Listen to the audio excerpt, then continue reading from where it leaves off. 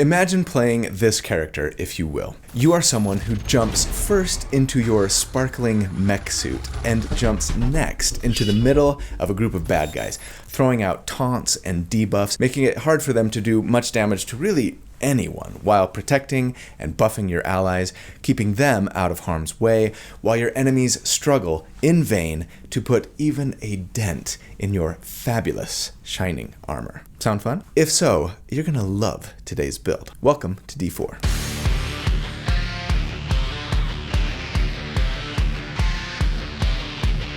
Hey everybody, so here at D4, each week we take a deep dive into character builds for our favorite role-playing games. I like to crunch numbers about them, theorycraft about them, not so that I can tell you the right way or the best way to play a character, but to explore one potential way to build something in the hopes of creating a character that's both really powerful, but also really fun to play in game. So if you enjoy creating characters for your favorite role-playing games almost as much as you enjoy playing the actual game itself, or if you're just looking for tips or ideas on how to build something that you're thinking about playing, then welcome home. This is where you belong, and I am so glad you're here. So thank you for watching. My name's Colby. You know what is a bit of a tragedy? The fact that I've only used the Glamour Bard in one single build to date. I didn't even realize that this was the case until I finally finished putting my table of contents together for all of my builds that I've done today, which I'm very excited about. By the way, in case you missed the announcement a couple of weeks ago, check the video description for a link to that. You'll find a hyperlink to each video, a little description about each video, what their intended purpose is as far as like damage or tanking or support, etc., the race I picked, and then a breakdown of class and subclass and how many levels in each. A nice handy little tool for those of you who might be wondering which video to watch next if you haven't watched them all. But yeah, Glamour Bard, for sure one of the best Bard subclasses, right? To be fair, there are a lot of good ones to choose from, but I mean, what's better? Creation? Maybe. Eloquence? Maybe. Swords, if you want to be a Gish, sure, but when it comes to playing a Bard like they were arguably meant to be played, a strong support character who can be a bit of a jack of all trades while wooing friend and foe alike with their show-stopping performances, Glamour Bards have got to be either at the top or very near the top for Bard colleges, in my opinion. But yeah, to date, the only time I've used them was in the Battlefield Commander, who was supposed to be a non-spellcaster support character. And like, Glamour Bard wasn't even the main class or subclass that we were building around with that video. So why have I only ever used them one time? I suppose the main reason is because I like to put things into spreadsheets. I like to crunch numbers, I like to quantify stuff, and there's not a lot that the Glamour Bard brings when it comes to damage, first of all. And while the healing and at least temporary hit points that they bring to the table are nice, they don't really compare super favorably to like healing focused support builds that I've done in the past. But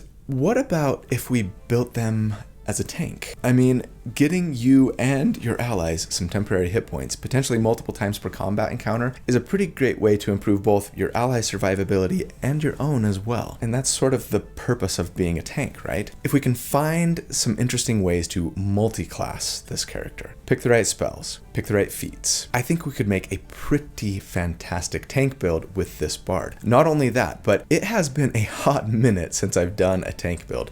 We're talking the Kender Oath of the Ancients Nature's Guardian build, which is almost a year old at this point.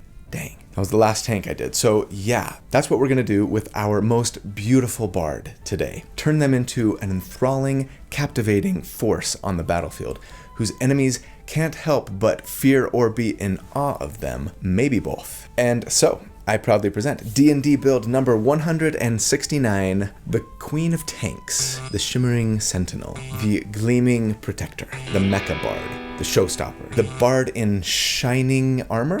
That's not enough. How about the Bard in Bedazzled Armor? Maybe just the Bedazzler. I think in the end, while I love all of those suggestions, huge thanks to everyone from the Discord there, I've got to go with the one submitted by what_IO, and that is the Bardian Angel. Oh yeah, that's good. Huge thanks and shout out to my friend Randall Hampton for the fantastic artwork that he created for this build. He does this with all of my D&D builds. He's such a great artist. If you would like to follow him on social media to check out the other stuff he's done, or maybe to reach out to see if you can commission him to create some art for your character or even your entire party potentially, I will put links in the video description as always on how to do so. And also, first, you guys, did you know that if you use my code D4 at checkout, you save 51% off of your World Anvil subscription? 51%. No kidding. More than half. I mean, that's crazy, right? Crazy. Aren't you glad that you watch my videos and that you didn't skip this little sponsor bit so that you can save all that money? Wait, you don't subscribe to World Anvil? All right.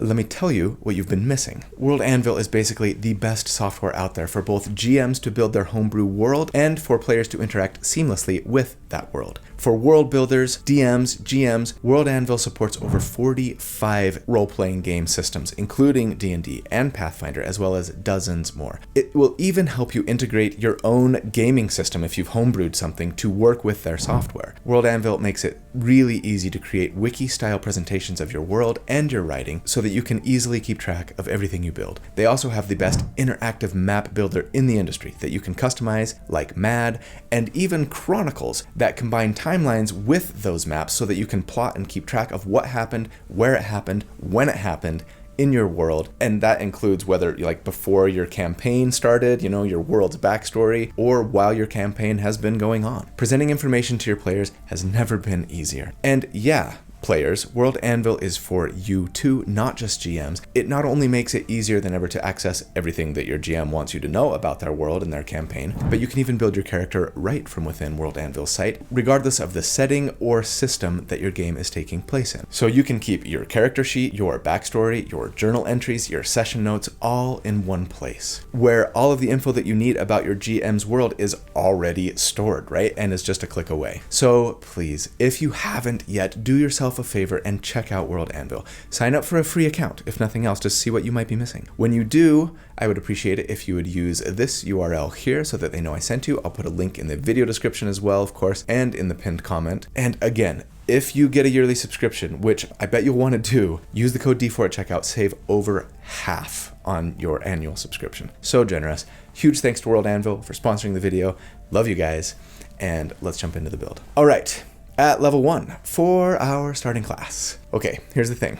Longtime viewers of my channel know this, but as a reminder and or in case you're new here, when I do tank builds, I always want to make sure that the character actually has a way to encourage the enemy to attack them. We try to optimize for survivability, sure, assuming that we are being attacked, but if all you are is a really hard to kill character, then there is a high likelihood that your enemies will just ignore you, making you a really terrible tank who is supposed to not just be hard to kill, but is supposed to be soaking up damage for their allies, right? We've got to be doing something to encourage those enemies to attack us instead of our friends. My favorite way to do that is by picking up what we call a soft taunt, an ability that gives an enemy disadvantage on their attacks if they target anyone but you. And of all the soft taunts available in the game, I think the best comes to us from the Artificer, especially if you're interested in casting spells, which we are. So that is where we're going to start today, meaning that when we first meet our character, they are very interested in building things, maybe infusing their creations with a bit of magic to bring them to life. I think for me, for this character, I might actually make them something of like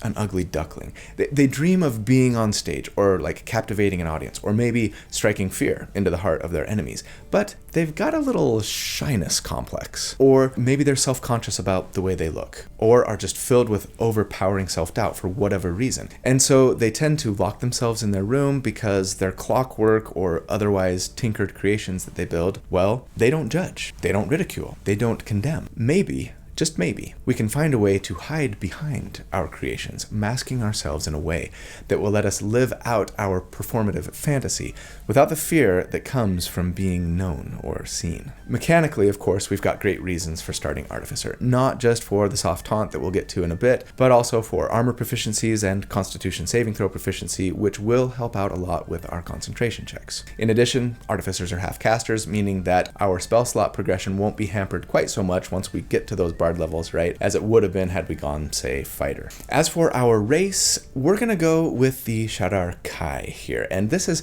kind of become my favorite race for tank builds now, ever since they got updated in the Monsters of the Multiverse book, right? Not only because I love elves of all kinds, and because I love a free teleport, but because their Blessing of the Raven Queen feature, which, yes, lets us teleport 30 feet, proficiency bonus times per day, as a bonus action, but also tells us that after we have teleported, we have resistance to all damage until the beginning of our next turn, and that is pretty fantastic both for utility and survivability. As for our ability scores, assuming that we're going the point buy method, as always, I'm going to say let's start with a 15 charisma and take a +1 there from our race, a 15 constitution, a +2 there, and then a 14 intelligence. And I know, if we're going artificer, do we really want just a 14 intelligence? No, we don't. Just remember, I often say we're doing something because I am beholden to a spreadsheet. We're making this build as survivable as we possibly can. That might not be the best way to build this character necessarily. It often won't be. But in the name of exploring what's possible, like I always do, I'm going to favor survivability here over everything as we are building them in the lab, even though if I were actually playing this character in game, I'd likely make different decisions sometimes. For example, here, I think if it were me, I would probably go like 16, 16, and 16, right? Taking 3 +1s instead of a +2 to Constitution. But if we're really trying to tank above all, then we want that Constitution high, and we're going to want our Charisma high as well, of course, because we're mostly going to be a bard, eventually, anyways. So here we are. As for equipment, go the gold buy method and get a scale mail and a shield, for now anyways. Don't worry about weapons, we're going to be relying on cantrips for damage for these first few levels, and actually later we're going to get a built-in weapon, so that's not an issue. But then as an artificer at level 1, we get magical tinkering, a nice little utility feature, allowing us to turn a non-magical tiny object into something that emits a sound or a visual effect or light or even a recorded message. And then we get artificer spells. I like Booming Blade here as a go-to cantrip, once we hit level 3 anyways, as it's a nice little tanking feature. You hit an enemy with a weapon, and then if they move, they take extra thunder damage. It's not necessarily a taunt, but it could help convince a bad guy to not go chasing after your squishier ally and stay put instead, right? Thorn Whip is another good one, probably what we'll be relying on mostly right now, as it does a little damage and then pulls enemies towards you, again, helping to keep your allies safe. As for first level spells, we're going to want Absorb Elements to help get resistance to elemental damage with our reaction. Cure Wounds is always a nice heal option to have in case of emergency. And then I think Fairy Fire might be our go-to concentration spell at early levels anyways,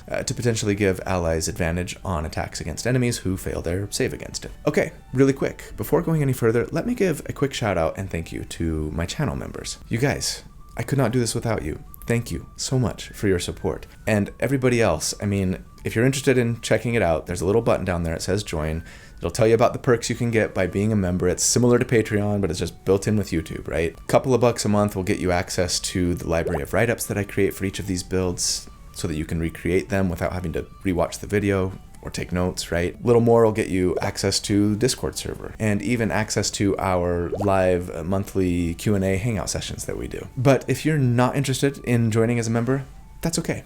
Just being here and watching and liking and subscribing especially and clicking the notifications bell are also fantastic ways to support the channel, so thanks just for being here. Alright, at level 2, Artificers get Infuse Item, and this is probably my favorite Artificer feature. I say that a lot. It lets you take some non-magical items and infuse them to make them magical. And there are tons of really fun and cool infusions to choose from. Right now we can learn 4 infusions but can only have 2 active at any one time, and we can't repeat any infusion on multiple items, and we can't infuse the same item with multiple infusions, right? On this character, I would plan on using Enhanced Defense, of course. We can put that on our armor or shield to give it a +1 to armor class, and then probably Mind Sharpener for now to let us automatically succeed on a concentration check that we fail a few times per day, though I think I'd probably want to swap that to Enhanced Weapon next level to give our weapon a +1 to hit and damage, letting us not only do more damage, but yes, land our soft taunt a little more reliably, right? Making me feel slightly less bad about only getting a 14 intelligence if we really did that, which again,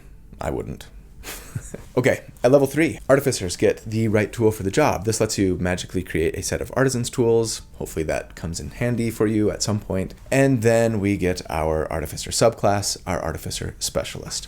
And in case you hadn't guessed yet, yes, we're going with my favorite, the armorer. You know, this really surprised me, but I haven't used armorer in any build since the Bear Totem Guardian. That was like a year and a half ago. That's crazy. Anyways, armorers get a ton of fantastic features. First up, thanks to tools of the trade, we get heavy armor proficiency. Very nice. Also, smith's tools proficiency, which is less nice. Then we get a couple additional spells as well, Magic Missile and Thunder Wave. I really wish we could have gotten Shield here. Come on, wizards. We're like a defensive specialist. Oh well. These two that we got will come in handy once in a while. But then, yes, the main feature, Arcane Armor. This says that we can enhance a suit of armor in a number of ways. First, if it has a strength requirement, we can ignore it. Thank goodness we dumped strength, so get yourself some plate armor as soon as possible now. Second, the armor counts as a spellcasting focus. Nice. Third, it attaches to us, covers our whole body, and can't be removed against our will. And fourth, we can don or doff it with just a single action. Now, we can choose which model this armor will take. Either the Infiltrator model, which is nice, but the Guardian model is my favorite, especially for tanking purposes. As a Guardian, we get two features. Defensive Field lets us use a bonus action to gain temporary hit points equal to our Artificer class. Not bad for survivability.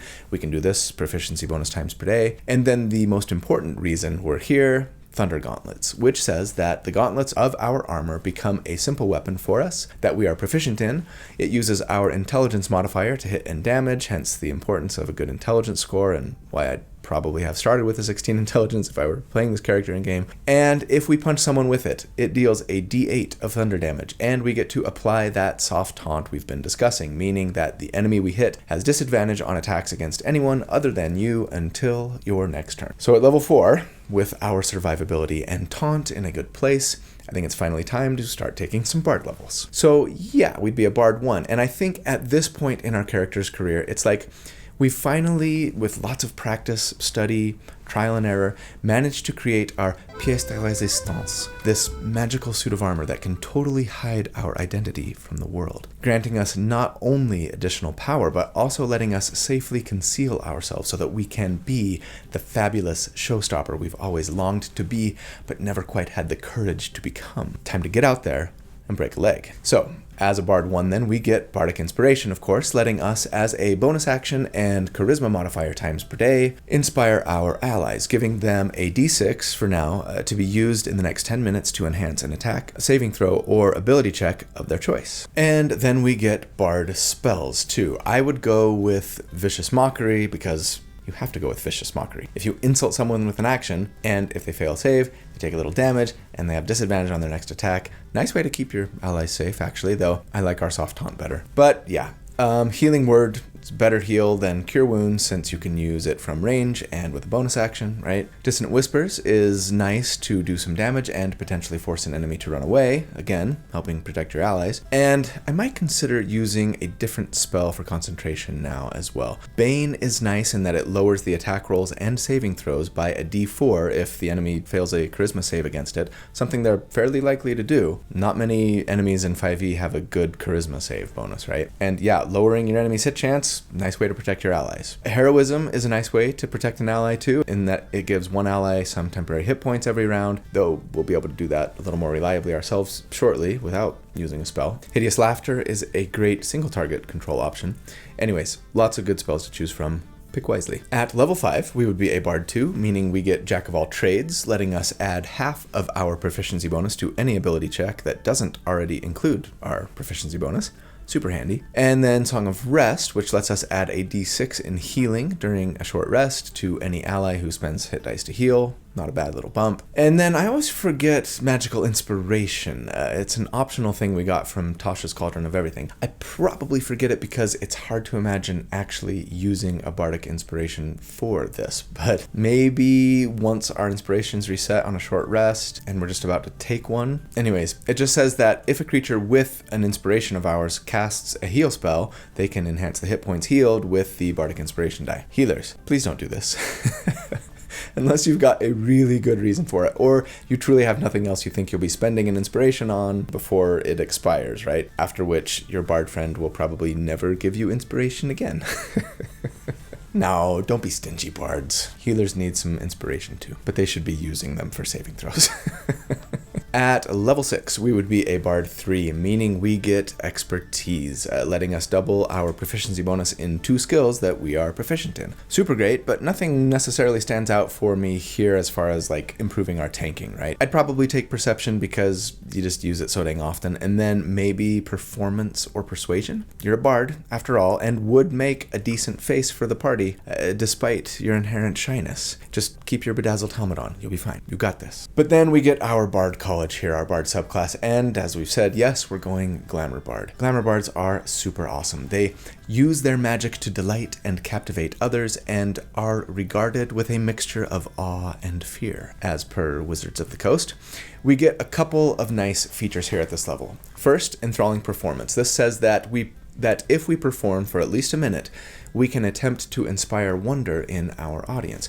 After the performance, up to charisma modifier number of humanoids who listened to our entire performance have to succeed on a wisdom save or be charmed by us, meaning not only do we have advantage on social interactions and they won't attack us, but these people idolize us, hindering anyone who opposes us, speaking glowingly of us. Bards the world over have been using this feature to seduce innocent tavern goers since the subclass was invented. We can do this once per short rest, and it ends after an hour, or if they take damage, or we attack them or their allies. It's really just a ribbon feature, but it's a pretty nice ribbon feature. More importantly, especially for our purposes, we also get Mantle of Inspiration here, and this says we can use a bonus action and one of our bardic inspirations to grant ourselves and our allies, its number of creatures equal to our charisma modifier, 5 temporary hit points. Nice. Anyone who receives these temporary hit points can also immediately use their reaction to move up to their speed without provoking opportunity attacks. Double nice. Again, this is a fantastic way to help our allies stay safe. And us too, of course, if need be. Sure, when I crunch numbers, I'm going to assume that we're using this on ourselves, though I think in reality it's more likely that we're consistently giving them to our friends, right? Don't forget, we can give ourselves some temporary hit points already thanks to our Guardian armor model, right? And, temporary hit points don't stack. We also get second level Bard spells here, and sure, Suggestion, Lesser Restoration, Hold Person, and many more are all fantastic and worth considering. The only one I'll say we've got to have for tanking and protection purposes is Aid, which increases the maximum hit points of 3 creatures. I'll assume we're including ourselves here by 5, healing them for that amount as well when you cast it, and it upscales nicely, adding 5 more for each level that you upcast it, right? Okay, at level 6, it is time for our first damage report. For those new to the channel, this is how we calculate damage numbers against our tank builds. For everyone else, feel free to skip ahead 90 seconds or so. We pit them against 3 hypothetical combat encounters of medium difficulty for a party of 4 at this level. One is a boss fight against a dragon, one is a typical fight against 4 or 5 normal-ish enemies you might be fighting at this level, and the third is just a level appropriate fireball. We figure out how much damage our tank would take if they had access to all of their resources, spell slot for aid, all uses of their bardic inspiration, a use of their blessing of the Raven Queen, etc., right? That number that we take is our DTPR, damage taken per round. We then determine how long our tank would survive if they took that exact amount of damage every single round, which gives us our rounds to die, or RTD. It's flawed. You might not have any spell slots left, or only 1 bardic inspiration left. But as I do with all of my builds, I like to calculate numbers based on best case scenarios in the interest of exploring what's possible, mechanically speaking, for each character. Also, of course, every enemy on the battlefield is very unlikely to spend their entire turn attacking you and only you round after round after round, right? That would be awesome if they did, but I think it pretty unlikely. So yeah, the model's imperfect, but serviceable so long as we apply it to every single tank character we build, which we've done. Right now, with a shield and a +1 to AC from the enhanced defense infusion, assuming we've managed to get plate armor, our AC is a decent 21. With a 17 constitution, assuming that we've got aid upcast on ourselves at the 3rd level, which we can do now thanks to multi-classing with Artificer, right? We've got 3rd level spell slots now. And then all 3 of our bardic inspirations available, we would have a total potential hit point pool of 76 that an enemy would have to burn through before we keeled canceled over. And I mean, also, assuming we're able to use our Blessing of the Raven Queen, we'd have resistance to all damage. So when I'm calculating DTPR,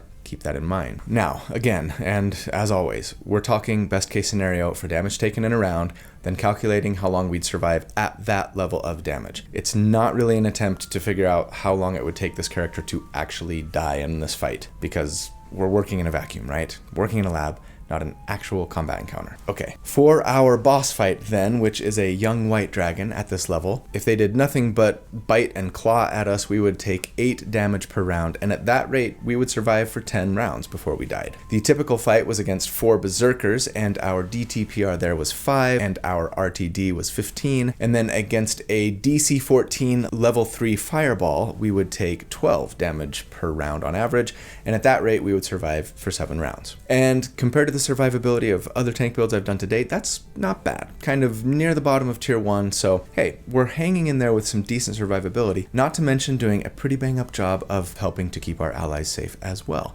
thanks to our spells, our inspirations, our once per turn soft taunt. Speaking of which, yes, if it were me, I think I'd be using Booming Blade most turns here as my action. I kind of alluded to this earlier. This would apply both the soft taunt and discourage your enemy from leaving your side, plus do an extra D8 of damage when you hit them, right? All right. We're off to a good start, but we've got a lot more survivability to add on from here. So at level 7, part of me really wants to go back to Artificer now. I'd love to get extra attack so that we could be taunting 2 different enemies per round potentially, but also, with extra attack, taking the attack action to attack 2 enemies would mean we couldn't use Booming Blade, and I really like Booming Blade, both for damage and for a little bit of control. So I'm going to make do with just the single Booming Blade attack per round for now so that we can get some more important Bard features. Thus, we would be a Bard 4, and that means we get our first ability score increase or feat, finally. And I want to go Heavy Armor Master. It's going to bump our Constitution by 1, nice, putting it at an even 18, right? And then reduce any incoming non-magical bludgeoning, piercing, or slashing damage. And yeah, enemies in 5e rarely do magical bludgeoning, piercing, or slashing damage. Not sure if that will change for the new Player's Handbook and Monster Manuals coming out later this year and I guess early next, but I don't think so. Anyways, it reduces the damage by 3 if we're wearing heavy armor, which of course we are. And don't underestimate that 3 damage. If we stack it with damage resistance, thanks to our Blessing from the Raven Queen especially, it would first reduce the damage by 3, then halve the damage, right? It would be better if it were the other way around, but oh well. Now, I know, you're not always going to have just used that Blessing of the Raven Queen on your turn, I get it. But you could say the same thing about a lot of resources that we're using to enhance our survivability that we use for every tank build that I do, right? To enhance their survivability. So just go with me here in the interest of exploring what's possible, please. Thank you. Okay. At level 8, we would be a Bard 5, and that means first up our inspiration die goes up to a D8. That's always nice, though it doesn't necessarily help what we're using our Mantle of Inspiration for, right? Temporary hit points. Of course, we're told that at Bard 5, that Mantle of Inspiration temporary hit points number increases to 8, so we're happy about that. Maybe even more importantly, we get Font of Inspiration here, which causes our inspiration charges to reset on a short rest now, instead of a long rest. So much better. Though I am still bummed that we only have 3 of them per rest still. Maybe increase your charisma instead of taking Heavy Armor Master last level, yeah? Depending on how effectively you're tanking and taunting and how close you're getting to death, I suppose. But then we get 3rd level Bard spells here, and of course, you know, Fear, Hypnotic Pattern, Dispel Magic, Catnap, Tiny Hut, and more are all worth considering. The one that I really want and will plan on using our concentration on going forward, at least for most fights, is going to be Slow. Man, I love this spell. It really is one of the best debuffs in the whole game and is probably my favorite spell for tanking in game. You cast it on up to 6 targets, and if they fail their wisdom save against it, their speed is halved, their AC and dexterity saves are reduced by 2, they can't use reactions, on their turn they have to choose between using an action or a bonus action, not both, and regardless, they can never make more than 1 melee or ranged attack on their turn. It can even potentially slow down spell casting, or even cause the spell to be lost altogether. So good. Especially if our primary focuses are on 1, protecting our allies, and 2, keeping ourselves alive. I mean, not only does it make enemies easier to hit and potentially cause them to attack less and thus do less damage, but here's a super important thing. As we've talked about, if you're a tank, the most important thing for you to be doing, maybe even more important than being hard to kill, is encouraging your enemies to attack you, right? As we often discuss, in 5e there are very few ways to force an enemy to attack you, right? We've got several soft taunts, but very few hard ones. Well,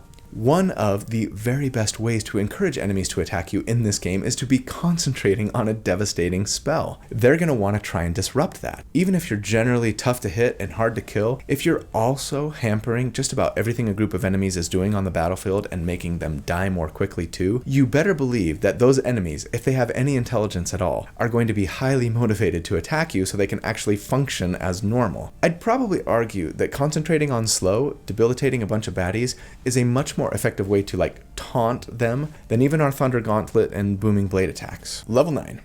Surely we're going back to Artificer for extra attack now, right? Yeah, again, if it were me, probably. But see, there's one glaring defensive spell missing from our arsenal at the moment, isn't there? Yeah, shield. Bards don't get it. And only battlesmiths get it for artificers, but they don't have a soft taunt or heavy armor proficiency, so no thank you. The easiest way for us to pick up the shield spell is to just take a single dip into another class. I think Sorcerer is the no-brainer option personally, though Hexblade Warlock wouldn't be bad either, especially since that would maybe let us use Charisma for our attack instead of Intelligence, so we could be a little less mad, right? Multiple ability score dependent, but no. I think I've reached my self-imposed once per quarter limit of Hexblade dips, so we're gonna go Sorcerer here. Figure out why your character would do so. What's their story reason? I mean, for our Sorceress Origin, our Sorcerer subclass that we get right at level 1, I'm taking Divine Soul, so maybe you have some sort of god of performance or god of artifice in your ancestry that would explain your fascination with one or the other. But the latent power in your blood has been dormant until this moment, when something in game maybe has triggered its manifestation?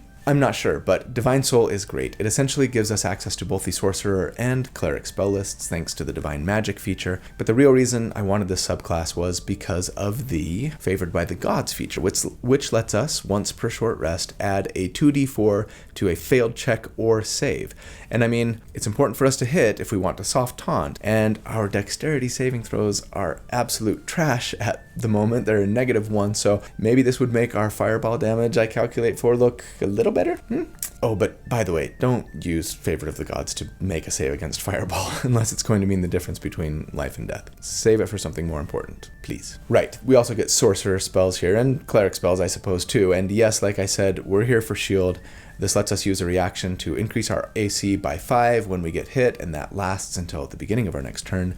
It's just so good, too good, honestly. Surely they'll be nerfing this when the new Player's Handbook comes out later this year, right? Anyways, I'd also pick up Guidance from the Cleric spell list for a nice plus D4 to ability check utility. As for the other first level spell to learn here, I mean, Bless is great, it's one of the best buffs in game, but I also really want to grab Shield of Faith for this build, at least for spreadsheet purposes. It requires concentration and just raises a creature's AC by 2, potentially ours. Now, honestly, slow is much better for both defense and offense if it sticks, right? But sometimes you're not going to have the spell slot for it. Other times, especially if we only have a 16 charisma, enemies are going to make their saving throw against it. Some enemies even have legendary resistances, as we'll see before too long. Others just have a great wisdom save. So in those instances, I'd like to have a spell like this to potentially increase my armor class if need be. If nothing else, it makes me feel a little better about my survivability when I can't in good conscience just assume that the enemy is failing their saving throw against slow. To be fair, in game, I'm more likely to cast it on an ally than I am on myself, but when I'm crunching numbers for the boss fights going forward, I'm going to assume that we're using this, and it's another main reason I wanted to go Divine Soul for my subclass so I could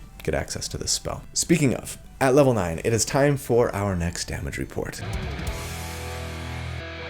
Since last check, we've seen some really fantastic increases to our survivability. A higher constitution, heavy armor master, more temporary hit points from Mantle of Inspiration, 4th level spell slots for upcasting aid, the slow spell against low wisdom targets, Shield of Faith for the boss fights, and then favored by the gods to potentially help out our dexterity saving throws, and the shield spell, increasing our total potential armor class to 26, while our total potential maximum hit point pool including temporary hit points and aid, has risen to 127. And so, against our boss here, which is a young blue dragon, we would take each round on average 2 damage per round, and at that rate we'd survive for 83 rounds before we keeled over. The typical fight is even worse, better, I suppose. 4 hobgoblin captains would on average do 1 damage per round to us, and at that rate we'd survive for 98 rounds. And then a DC 15 level 5 fireball would do 13 DTPR, and our RTD there would be 10. And I mean, yeah, the dragon here is only hitting us on a 19 or a 20. The hobgoblins only hit us if they crit, and are only swinging once per round, because I'm assuming that they're slowed, right? Now, the fireball hurts, sure, but it's not that scary. Compared to other tank builds that I've done to date, this one is kind of blowing them all out of the water at this level, at least for attacks against our AC, which kind of surprises me, honestly, but it's not an unpleasant surprise. Let's see where we can take it from here. Okay. With the shield spell and the slow spell under our belts, sure. At level 10, let's go back to Artificer to grab extra attack so that we can be taunting a couple of targets per round, or maybe giving ourselves a couple of chances to land the taunt on a super important enemy, right? So that would make us an Artificer 4 here, and yeah, we've got an ASI or feat waiting right here. If I were truly interested in survivability over everything, I'd take Tough here to get a couple more hit points per character level. If I were playing this character in game, I'd probably bump Charisma instead, I think, but the spreadsheet. At level 11, we would be an Artificer 5, and yes, that means extra attack so that we can attack twice per turn with our Thunder Gauntlets instead of once. Alas, that does mean no more Booming Blade, so actually our damage will probably go down slightly as a result, especially since now, at this level, level 11 would be doing an extra 2d8 on a hit, right? But we do care more about protecting our allies than we do about hurting our enemies with this build, so not a huge deal. We also get second level Artificer spells here, and there aren't a ton of spells that I would want that I didn't already have access to as a bard, but a couple standouts for me would be Web for some nice control if we wanted to concentrate on it with just a second level spell slot, or Vortex Warp for some great utility, moving allies around the battlefield or even enemies if they fail their save against it. But at level 12, okay, now that we've got extra attack, I think it's time to go back to Bard so that we can get more and better spells and some other nice Bard features. Like Counter Charm. Wait, Counter Charm sucks. Yeah, you're right. Kind of does. Since it takes our action to use, giving our party advantage on saves against Fear and Charm. Probably not going to see a lot of use. But Mantle of Majesty, on the other hand, that we get as a Glamour Bard is a pretty awesome feature, and one that a lot of you would probably want to beeline to were you playing a Glamour Bard in game. This tells us that once per day, unfortunately, not proficiency bonus times per day or anything, but anyways, as a bonus action, we can cast the command spell. Oh, and take on an appearance of unearthly beauty. Very on brand. But then, for the next minute, we can cast the command spell as a bonus action every single round, never spending a spell slot for it. Oh, and if they're charmed by us, they automatically fail their save against the command. That's pretty fantastic. Now, one fairly big drawback is that it requires our concentration, so we couldn't be concentrating on another spell. But if we're running low on spell slots, or we really need to exert some control on the battlefield, or otherwise command an enemy to flee or grovel, or drop something, or halt, or defenestrate, maybe you're high up in a tower and there's a window nearby. Though I would argue that since the spell says they won't take an action that's directly harmful to them when they're commanded, even that favorite command word of smart Alex the world over probably wouldn't work. Anyways, the fact that we can do it every round with just a bonus action, leaving our action open to continue taunting, is wonderful. Wunderbar, even. I'd still argue that slow might work better for control, but hey, if nothing else, maybe this is a nice way to get rid of legendary saves for boss fights. Command them to grovel this round, and if they burn a legendary, no worries, keep going until they're out of them, and then hit them with something big, yeah? Anyways, great feature. At level 13, we would be a Bard 7, and that means 4th level Bard spells. There are some fantastic ones here. Dimension Door, Greater Invisibility, Polymorph. Did you catch that Polymorpher vid I did a couple weeks ago? It's a great spell. Nothing we'll plan on using to bolster our tanking or protecting necessarily, so go ahead and pick your favorites here. PYF. Okay, at level 13, it is time for our next damage report. Since last check, the only real increase we've seen to our survivability has come from the tough feat, but we have added plenty of nice utility, control, and tanking power, so it's been a nice few levels. Anyways, at this point, our max AC is still 26 if we've got shield available, and our total hit point pool, if you include aid, at the 6th level and used all 3 of your inspirations to Mantle of Inspiration yourself and your allies, we would be at 194 hit points. And so, our boss fight here is against an adult white dragon, and if you'll recall, adult dragons have legendary resistances, so we're definitely not assuming we've got the slow spell active on them. We're going to stick with the assumption that we're using Shield of Faith for that fight, though of course you might want to cast Shield of Faith on a friend, or concentrate on something else altogether like Bless, etc. But anyways, against that dragon, our DTPR is 4, and our RTD at that rate is 49. The typical fight was against 5 helmed horrors, and if they just attacked us once per turn because they're slowed, right? On average, we would take 2 damage every round, and at that rate, we'd survive for 130 rounds. And against a level 7 DC 16 fireball, we'd take 16 damage per round, and at that rate, we'd survive for 12 rounds. And compared to other tank builds that I've done to date, we're middle of T1 for boss fight, blowing everything out of the water on a typical fight, and middle of the pack again for fireball. Yeah, what can I say? This bedazzled mech is really hard to kill. At level 14, we would be a Bard 8, and that means another ability score increase or feat, and sure, in the interest of maximizing survivability above all, let's pretend we're taking our Constitution to 20 here, though again, I think I'd favor Charisma personally. At level 15, we would be a Bard 9, meaning 5th level spells, and same as last time, tons of great options from Greater Restoration to Planar Binding, Hold Monster, Dominate Person, Animate Objects if you want a little extra damage, but nothing we'd be doing to bolster our tanking necessarily, so PYF. At level 16, we would be a Bard 10, and it felt to me like this was an important level to get to because we get one of the best Bard features in the world, Magical Secrets, letting us pick 2 spells from any class's spell list of 5th level or lower and learn them as Bard spells. So what do we pick? So many options.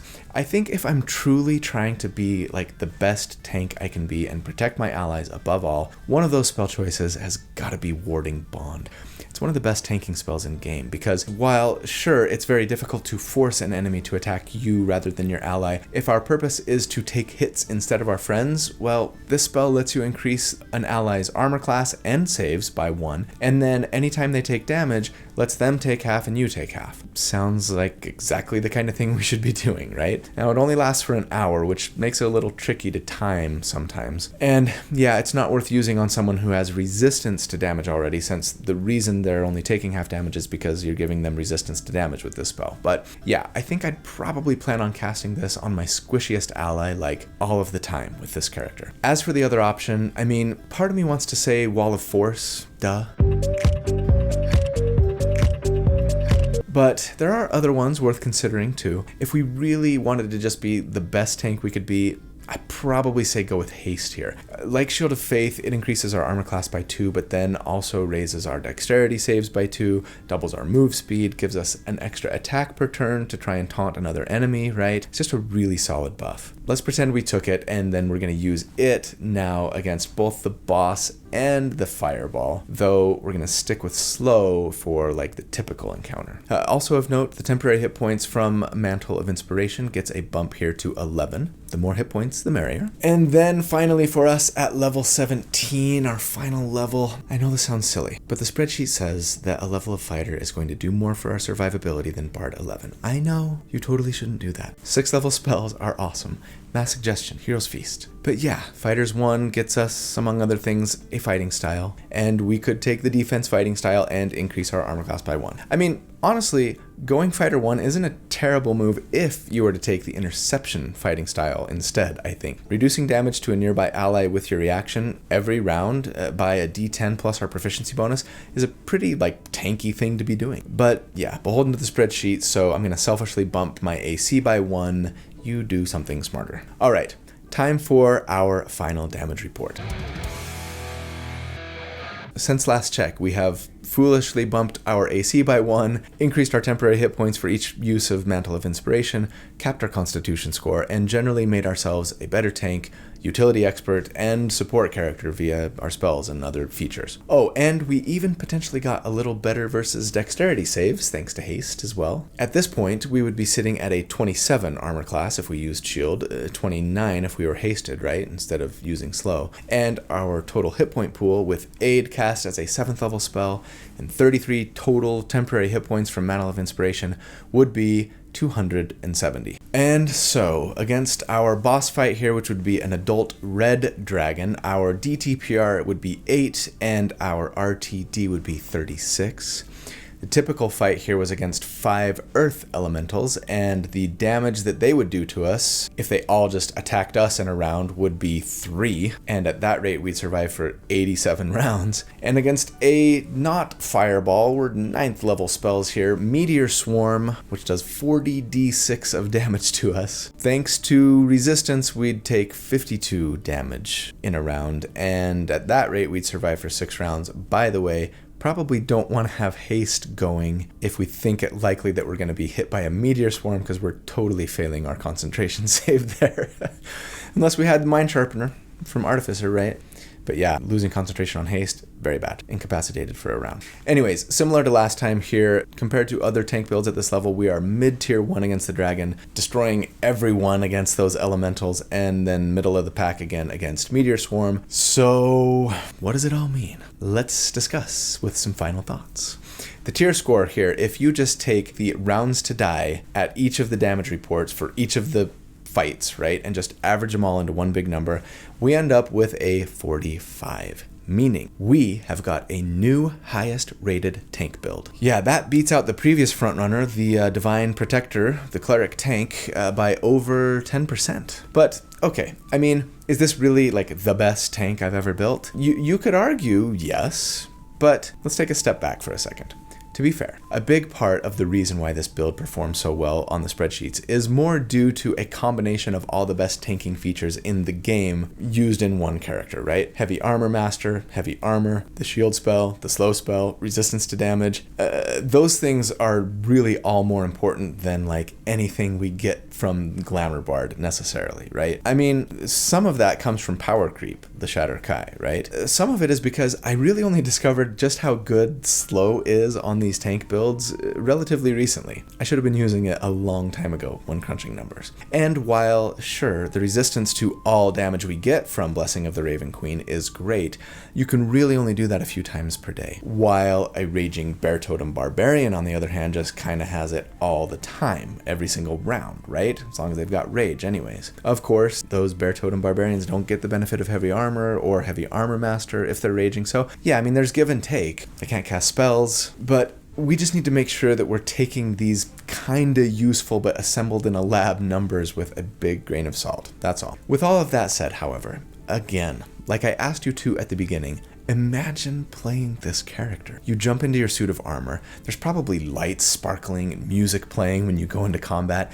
you're punching your enemies, debuffing them, you're probably singing while you swing, laughing at your foes, making quips and insults, teleporting right into the middle of a group of them, slowing them all down so that they can hardly do anything, taking almost 0 damage when they all try in vain to put a ding in that fabulous sparkling suit of armor, buffing your allies to help them survive more easily and escape the grasp of the bad guys without risking any injury. You might not be doing boatloads of damage with this character, but I'm willing to bet if you played them, you'd not only have such a fabulous time, but you'd be the MVP of your party in most combat encounters regardless.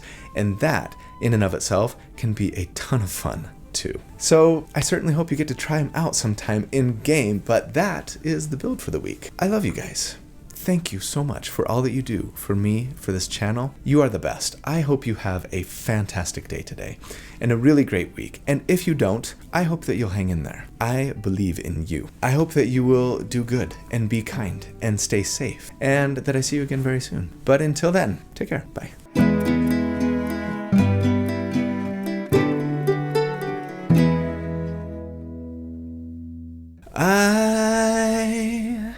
I will be king, and you You will be queen, though nothing will drive them away.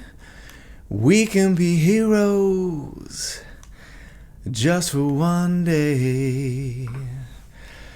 We can be us just for one day. You know, I kind of thought for this build, I gotta do either David Bowie or Elton John, right? It's a Glamour Bard. Come on. Queen, maybe, but no.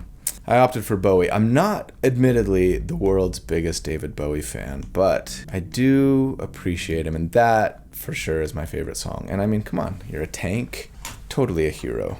Perfect. Yes, I got a haircut. All the hair is gone. It's all the curls. They're gone. It's so weird. But I missed having short hair. I'll probably cut off the top too soon, I think. I kind of wanted to leave it long, just mostly so I could put it in a top knot if I wanted. Just because, I don't know.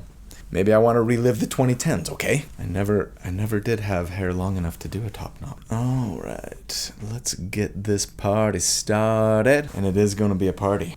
Make no mistake. All right. Making it hard for them to, or just are filled with overpowering well, okay, don't even say it level 2. That's, oh. I need a drink. Water? That's not what I meant. Woo. Wait. It's hard to keep the hair back when there's no hair under it to support it. It just all wants to go. Bards the world over have been using this feature to seduce dragons. Oh no, dragons aren't humanoids. Never mind. I gotta change that line. We've got 3 third-level spells. Sorry. And then against... no, it doesn't reduce their hit chance by 2. Change that. No. Wait. What? Scroll. Okay. No, that's not that one. There we go. The slow spell against low wisdom targets. And the fire. I think we get a 3rd infusion now too, don't we? In which case we could take what's it called back? Take Mind Sharpener. Fusions, known infused items. Oh, not until 6th level. Bummer. The typical fight was against, what was it against? 5 Helm Tor. And I'm gonna confirm that because that feels a little low. And then we get Tough, which is 4. Con and 30. And Inspiration would be 33. 270. I was right the first time.